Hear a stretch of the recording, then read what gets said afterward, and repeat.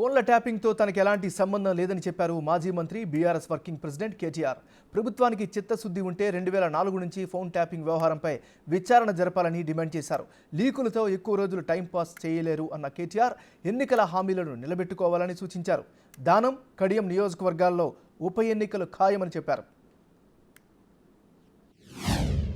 నాకు ఎలాంటి ఇల్లీగల్ వ్యవహారాలతో నాకు సంబంధం లేదు. ఫోన్ ట్యాపింగ్ అని చెప్పి లీకు వీరుడు రేవంత్ రెడ్డి గారు పాపం డైరెక్ట్గా ప్రెస్ కాన్ఫరెన్స్ పెట్టే దమ్ము లేదు, డైరెక్ట్గా ఆధారాలు ప్రజల ముందు పెట్టే దమ్ము లేదు. ఏముందో విషయం ఎవరికి తెలియదు. పోలీస్ రిమాండ్లో ఉన్న వాళ్ళకి కూడా ఫోన్లకు వెళ్ళి మీకు లీకులు వస్తాయి. ఈయన లీకు వీరుడు. మరి ఈ లీకు వీరుడు ఏదో కష్టపడి నా క్యారెక్టర్ అసాసినేషన్ చేయాలనే ప్రయత్నంలో చాలా బలంగా ఉన్నాడు. ఎవరో హీరోయిన్లను నేను బెదిరించిన అంటది ఆ మంత్రి. ఆమెకు నెత్తుందా లేదా నాకు తెలియదు. నాకు అంత కర్మ ఏంది, నాకు ఈ దిక్కుమాలిన పనులు చేయాల్సిన పరిస్థితి ఏంది, నాకు ఎలాంటి ఫోన్ ట్యాపింగ్ వ్యవహారంతో నాకు ఎలాంటి సంబంధము లేదు. ఈ అడ్డమైన మాటలు ఎవరైనా మాట్లాడితే, చెత్త మాటలు ఎవరైనా మాట్లాడితే వారు మంత్రి అయినా ముఖ్యమంత్రి అయినా తాట తీస్తాము, లీగల్గానే చూసుకుంటాం. తాట తీస్తామంటే మళ్ళీ మీరు ఇదే యూట్యూబ్లో తమ్మునీళ్ళు పెట్టి తాట తీస్తామన్నాడు, ఈయనకు అహంకారం ఎక్కువ అని చూపెట్టకూరి. అదే వినండి, తొందరపడకండి.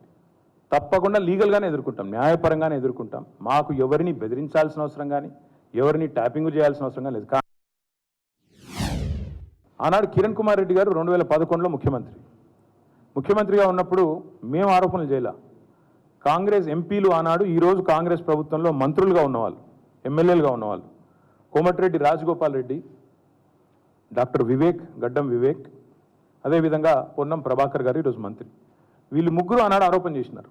సుఖేందర్ రెడ్డి గారు కూడా ఉన్నారనుకుంటా. అప్పుడు మా ఫోన్లను ట్యాపింగ్ చేస్తున్నాడు కిరణ్ కుమార్ రెడ్డి, తెలంగాణ కాంగ్రెస్ ఎంపీల ఫోన్లను ట్యాపింగ్ చేస్తున్నాడు కిరణ్ కుమార్ రెడ్డి అని చెప్పి ఆనాడు కాంగ్రెస్ ఎంపీలు అప్పటి కాంగ్రెస్ ప్రభుత్వం మీద ఆరోపణ చేశారు.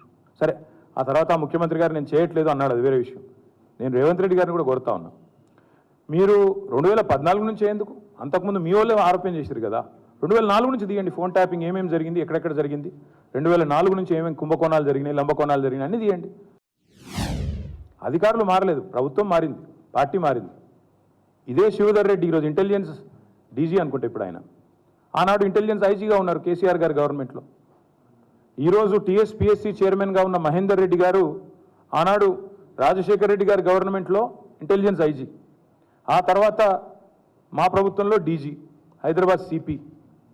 మరి ఈరోజు డీజీపీగా ఉన్న రవి గుప్తా గారు ఆనాడు హోమ్ సెక్రటరీ.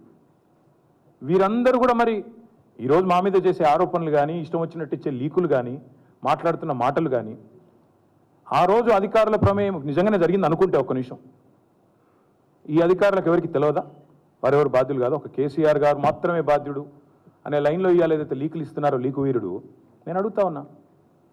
మరి మహేందర్ రెడ్డి గారు, శివధర్ రెడ్డి గారు, రవి గుప్తా గారు, ఇంకా చాలామంది ఉన్నారు, సజ్జనార్ గారు ఆనాడు ఎస్ఐబి చీఫ్, వీళ్ళందరూ ఉన్నారు. మరి అధికారులే మారలేదు కదా. ఫోన్ ట్యాపింగ్ నేను డిమాండ్ చేస్తున్నా ఈ ప్రభుత్వాన్ని, మీకు చిత్తశుద్ధి ఉంటే 2004 మొదలుపెట్టు. నేను అంటున్నా, రేవంత్ రెడ్డి మొగోను అయితే చెయ్యి రుణమాఫీ, ఓడాపిండా నేను చెయ్యి రుణమాఫీ, చెయ్యి 2 లక్షలు రుణమాఫీ చెయ్యి. నువ్వే అన్నావు కదా December 9 అని, చెయ్యి. పాయింట్ ఏంటంటే ఈ చిల్లర మాటలు కాదు కదా ప్రజలు చూసేది. అల్టిమేట్గా 4 రోజులు నడిపిస్తారు బై టైంపాస్, అటెన్షన్ డైవర్షన్. ఓ రోజు గొర్రెల స్కామ్ అంటాడు, ఓ రోజు బర్రెల స్కామ్ అంటాడు, ఓ రోజు ఫోన్ ట్యాపింగ్ అంటాడు, ఓ రోజు కాళేశ్వరం స్కామ్ అంటాడు.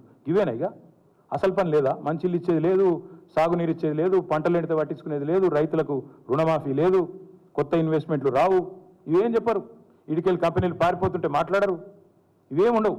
ఏముండాలి?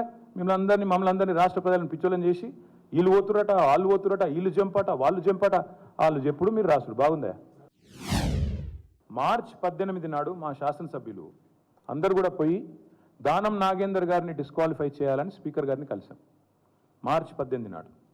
తర్వాత మళ్ళీ మొన్న ఒక 4-5 రోజుల కిందట పోయి అసెంబ్లీ సెక్రటరీ గారిని కూడా కలిసి, అసెంబ్లీ సెక్రటరీ లేక తప్పించుకుంటే ఆయన పాపం రూమ్లో దాక్కుంటే జాయింట్ సెక్రటరీకి ఆ కాగితం ఇచ్చి రిజిస్టర్ పోస్ట్ వేసి మొత్తానికి స్పీకర్ గారికి మళ్ళీ గుర్తు చేశాం. ఏమని? Automatic disqualification. ఎందుకంటే ఒక పార్టీలో గెలిచి ఇంకో పార్టీ అభ్యర్థి అయింది దానం నాగేందర్, కాబట్టి ఆటోమేటిక్ డిస్క్వాలిఫికేషన్ ప్రెసిడెంట్ ఉంది.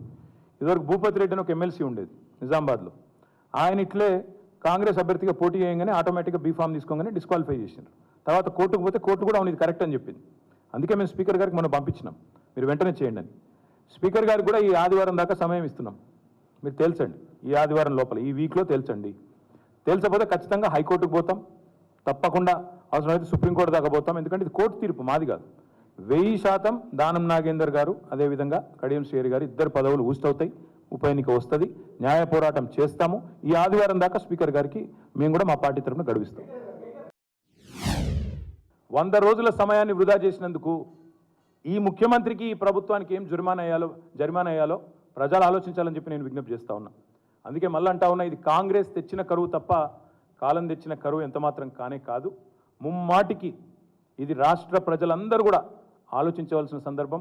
హైదరాబాద్ నగర ప్రజల తరపున నేను డిమాండ్ చేస్తున్నా, మీరు వెంటనే ఉచితంగా ట్యాంకర్లు ఇవ్వండి. ఇది మీ చేతగాంతనం వల్ల వచ్చిన పరిస్థితి.